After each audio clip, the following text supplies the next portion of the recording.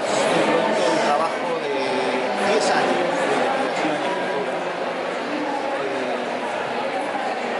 aunque en realidad su origen no estaba en los planes que el proyecto tardara tanto. En realidad, la idea era producir un resultado en un año. Lo que pasa es que, si bien, en efecto, un año después de haber empezado, editamos un pequeño libro, esa aproximación al tema nos permitió darnos cuenta que se trataba de un tema mucho más amplio y más importante de lo que teníamos en mente. La idea era contar la historia de las Marías y ponerla en su contexto, porque la historia de las Marías es interesante para nosotros como construcción de identidad y era importante que estuviera escrita, pero nos pareció que para que tuviera sentido e interés para el resto del mundo había que ponerla en contexto, y resulta que el contexto de las Marías es la historia de la yerba mate. Las Marías es un ingrediente importante dentro de la historia de la yerba mate. Entonces el proyecto de hacer una historia más doméstica terminó convirtiéndose en un proyecto más ambicioso, porque pasa lo mismo con el tema del mate y la yerba, que son temas interesantes, pero hasta cierto punto, si vos no los ves como parte del todo, que es el tejido social en el cual sucede. Algo que ya lo he dicho antes, pero me gusta repetirlo, es el hecho de que la yerba es uno de los alimentos que le damos de los primitivos habitantes de América, como el chocolate, la mandioca o el maíz, pero a diferencia de cualquier otro alimento, heredamos de los indios no solamente el conocimiento de la planta y el uso de la planta, sino también la forma de convertir las hojas de yerba, de la planta de yerba, en ese producto elaborado que es yerba mate, que es un proceso de transformación que no es simple como podría pensarse. Muchas veces dicen, bueno, cortan las hojas y las secan, cuando en realidad es un proceso muchísimo más delicado, que implica el uso del fuego en distintas formas, del calor en distintas formas, porque no es solo el fuego. Primero, una entrega violenta de calor a través de la exposición directa a las llamas del fuego de las hojas, que no tiene que llegar a quemarse, o sea, muy breve, que se llama sapeca, que es una palabra de origen guaraní. Como todo el proceso de elaboración de la yerba, es un proceso indígena que nosotros no hacemos más que reproducirlo hace 500 años desde que llegamos, digamos, a América. Luego viene una instancia de secado de la hoja y luego una instancia de estacionamiento que puede llegar a llevar un año entero de la yerba estacionada para que llegue a tener la calidad que nosotros esperamos. Con lo cual es un proceso bastante extenso, bastante delicado y que hoy en día respeta las tradiciones indígenas. Entonces, a diferencia del chocolate, que el chocolate moderno que hoy compramos en los kioscos en realidad no es el producto maya, sino que es un producto desarrollado por los europeos, por los españoles y los suizos, que le agregaron azúcar, le agregaron leche y hicieron lo que hoy conocemos como chocolate. Los indios lo consumían de otra forma. La yerba, en cambio, la forma de convertir las hojas, como dije antes, en ese alimento es indígena, y también la forma de consumir con bombilla es una costumbre indígena que atravesó todo el proceso de conquista y de mestización y de creación de lo que hoy es la Argentina, conservando las tradiciones precolombinas. Por lo cual es mucho más que solamente haber heredado un alimento como el maíz o cualquier otro. Que junto con el alimento heredamos una carga cultural sumamente valiosa y rica. Porque todo el significado de tomar mate, que hay libros extensos dedicados a eso y es un tema que a la gente le fascina, justamente quizá lo más interesante que tiene es que abreva en las tradiciones indígenas, que son unas raíces muy profundas. Pero además de esa cuestión, digamos, que esa particularidad de la yerba, que era importante rescatarla, porque debo decir esto, si bien hay mucha bibliografía sobre el tema, se ha escrito muchísimo sobre la yerba, en ninguno de los tantos libros que hay se le da a los indios el lugar que se merecen. Generalmente se menciona, los españoles aprendieron a tomar mate de los indios, y ahí se quedan. nunca van más allá en ver hasta qué punto, qué lugar ocupaba la yerba dentro del mundo de la cosmovisión guaraní y de la economía y la producción de riqueza de los guaraníes. Con lo cual el libro tiene una primera parte dedicada a responder a ese compromiso de hacer un reconocimiento no solamente de la autoría intelectual, digamos, del mate y la yerba a los guaraníes, sino tratar de entender un poco mejor el mundo de los guaraníes, que es un pueblo sumamente interesante. Generalmente uno tiene una visión simplificada de los indios, sí, andaban desnudos, se pintaban el cuerpo y vivían libres como Adán y Eva, y en realidad cuando uno se pone a investigar un poco descubre una cantidad de cosas sumamente interesantes que tienen valor hoy en día, o sea, más allá de la curiosidad etnográfica. Pero encima de eso, es algo que descubrimos, porque el libro, en la tapa del libro figura mi nombre, pero en realidad hay un inmenso equipo de gente que me ayudó con el tema de la investigación, el desarrollo de las ilustraciones, con las fotos, con la escritura misma y la confección y la edición del libro. Descubrimos que no es que descubrimos, sino que dimos con el dato de que la yerba fue el único producto exportable de la región del Plata durante más de 200 años. O sea, durante los primeros 200 y pico de años, desde la fundación de Asunción y la conquista definitiva de la región del Plata, durante 200 años el único bien que se producía acá, que era exportable, o sea que había otros lugares en donde lo querían, era la yerba. Recién después aparece la economía del saladero, la carne salada, la economía del cuero. Por supuesto que también siempre estuvo el contrabando como un elemento importante de la economía de la región, porque la plata que se producía en Potosí, mediante el contrabando, llegaba a Europa a través de Buenos Aires y eso movilizaba muchísimo la economía de la región. Pero aparte de eso, lo único que nosotros hacíamos, que los de afuera de nuestra región estaban dispuestos a darnos plata a cambio, era la yerba mate. Y así fue como lo que se conoce como la encomienda originaria, que es la forma institucional mediante la cual se manejó toda la economía colonial de España en América, y se sometió a través de esa institución a los indígenas, a la esclavitud y al sometimiento, sea para las minas de plata en el Potosí, sea para la producción de cacao o de café o de azúcar o de yerba mate. En el caso del Río de la Plata, hablo de toda la región del Plata, fue a través de la economía yerbatera que se reglamentó la encomienda originaria.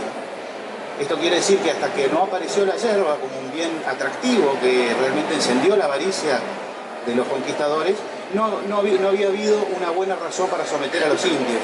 Y las relaciones entre los primeros conquistadores en el Paraguay con los indios fue amistosa, relativamente amistosa, del sometimiento o de los servicios voluntarios. O sea, los indios preferían servir a los españoles y emparentarse con ellos antes que pelear con los españoles, que tenían hierro y pólvora y caballos y eran realmente enemigos difíciles de pelear. Entonces se amigaron y mantuvieron una relación bastante amistosa hasta que aparece la yerba como factor desequilibrante, porque entonces los españoles dicen, bueno, acá sí hay una buena causa para someterlos a condiciones inhumanas, digamos.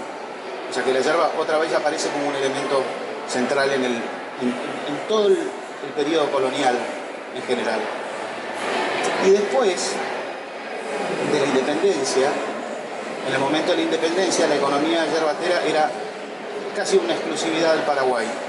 O sea, se producía muy poca yerba en el Brasil, casi insignificante, y poca yerba relativamente en lo que habían sido las misiones, de manera que era un negocio central para el Paraguay, tanto que hasta el 40% de los ingresos era por lejos el principal producto de exportación del Paraguay. Después vendrían el tabaco, el azúcar, el algodón, pero principalmente la yerba mate. Y después de la independencia, cuando Paraguay se encierra en el fondo del río y decide no tener más relaciones con las demás provincias del Plata, se produce una ruptura violenta en la economía y las costumbres de toda la región, porque la yerba se volvió un bien caro, un bien que solamente se podía conseguir a través del contrabando porque el gobernante del Paraguay había decidido no cerrar las relaciones comerciales con Argentina. Entonces toda la yerba se volvió carísima. Es en ese momento en el que empieza a surgir la industria yerbatera brasilera, que encuentra un lugar en el mercado a partir de que los paraguayos la vendían muy cara. Se empieza a desarrollar una industria que, con la guerra del Paraguay, que comenzó en el año 1875, 76 por ahí, no, 76, 66, 1866, y terminó en 1870, Paraguay pierde no solamente el monopolio, sino pierde todo protagonismo dentro de la economía yerbatera que pasa a manos de los brasileros. La Argentina, durante todo este proceso, siempre fue el principal consumidor de yerba, sigue siendo el principal consumidor de yerba del mundo, teniendo primero al Paraguay como monopolio y luego al Brasil como monopolio. Y después, a lo largo del siglo XX, que es el momento en el que surge la economía moderna de la yerba, Argentina pasa a ser el principal productor. O sea que es un proceso de cambio, es un siglo, el siglo XIX y el siglo XX son siglos en los que la economía pasa de un lugar, de un centro geográfico a otro centro geográfico, a un tercer centro geográfico. Actualmente se produce en los tres países, por supuesto, pero la Argentina es la productora del 60% de la yerba del mundo, es la principal exportadora de yerba y además es la principal consumidora. Por eso, en cualquiera de las siguientes etapas históricas, en las sucesivas fases que se van dando en la historia argentina, siempre la yerba encuentra un lugar, no siempre central, no siempre tan destacado, pero siempre un lugar. Con lo cual, el libro es un recorrido de la historia de la yerba, pero también un recorrido por la historia argentina.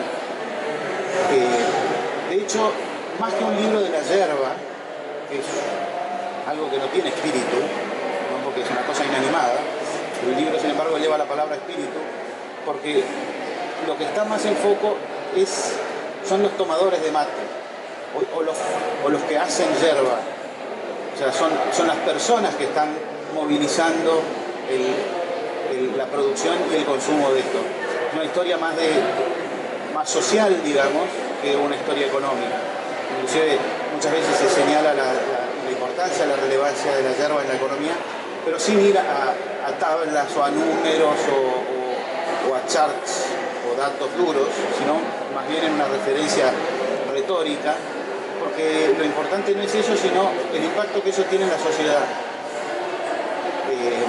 Inclusive con la construcción, con el proceso de creación de lo que es hoy la Argentina, que es el resultado de un tejido social mestizo, profundamente mestizo,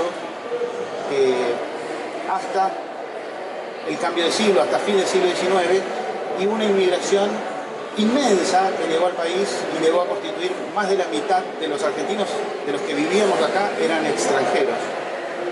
O sea que pasó a ser una sociedad, un nuevo mestizaje entre lo que era el mestizo criollo, de mezcla de español con las distintas etnias de los distintos territorios, con una cantidad inmensa de europeos, sobre todo italianos y españoles que vinieron, pero también de otras tantas nacionalidades que armaron lo que hoy es la Argentina.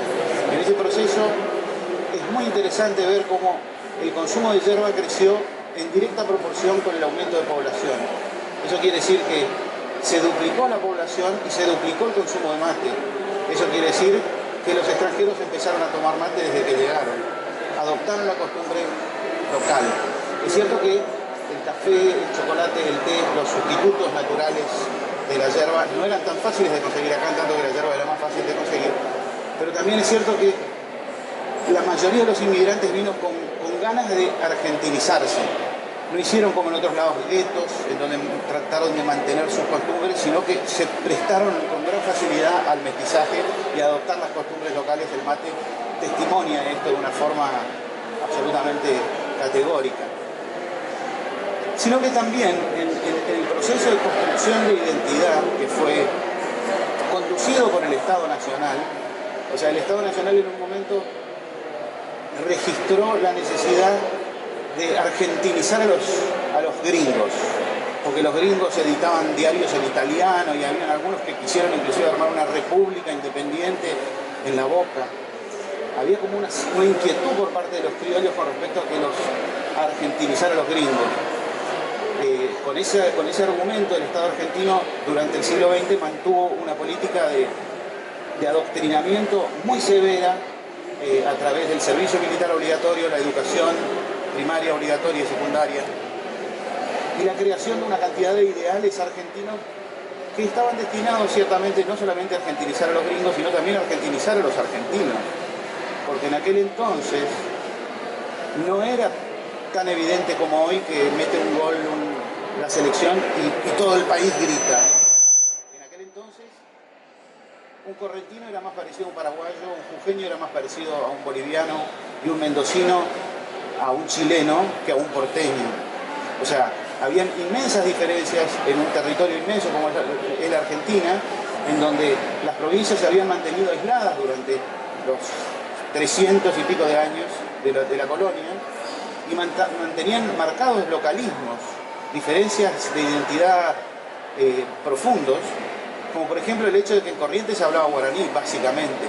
El español era, al igual que en Paraguay, reservado para el comercio y para la administración formal, digamos, de los asuntos, pero para la vida diaria se hablaba guaraní. La lengua madre de Corrientes era el guaraní y hoy ya no lo es. A través de un proceso a través del cual las distintas identidades regionales tuvieron que ir abandonando parte de sus elementos propios, originarios, para convertirse en lo que es la Argentina. Inclusive los porteños habrán tenido que arrimar un poco a las posiciones de las provincias para crear lo que es la Argentina hoy. Dentro de ese proceso, otra vez la yerba encuentra un lugar privilegiado, primero porque fue objeto de la denigración por parte del Estado formal, por estar identificado con los indios, con una costumbre que se consideraba primitiva, propia de los pueblos araganes, y una cantidad de prejuicios que la condenaban a la yerba y a la costumbre, al punto que se dejó de tomar mate en muchos lados, sobre todo las clases acomodadas de Buenos Aires y de Rosario y de las ciudades en general, abandonaron el mate y lo cambiaron por el té, que era una costumbre mucho más europea, identificada con lo inglés y con el refinamiento de las costumbres. Inclusive se negaba el mate. Hay unas encuestas que se hicieron en la década del 50, en la que en el mismo barrio, si el encuestador entraba por la puerta de adelante, resulta que tomaban mate un 10%. Pero si entraban por la puerta de servicio, resulta que un 80% tomaba mate. O sea, en la misma casa, si contestaban al encuestador por la puerta de adelante, negaban que tomaban mate. No, en esta casa no tomamos mate. Pero si entraban a la misma persona por la puerta de servicio, reconocían que en la cocina sí tomaban mate. O un compañero mío del colegio que decía, sí, mi viejo toma mate en la cocina. O sea, el tipo cuando tomaba mate se iba a la cocina a tomar mate porque en el salón no se tomaba mate. Innumerables ejemplos que demuestran el lugar secundario, terciario o directamente la negación por parte de las instituciones del Estado a las costumbres indígenas y en particular al mate. Y también es interesante porque justamente a pesar de todo eso, a pesar de haber una sistemática denigración, hay un médico que se encargó de escribir un libro para decir no tome mate porque es una costumbre bárbara, porque te contagias virus, porque es una porquería, porque te hace holgazán, etc.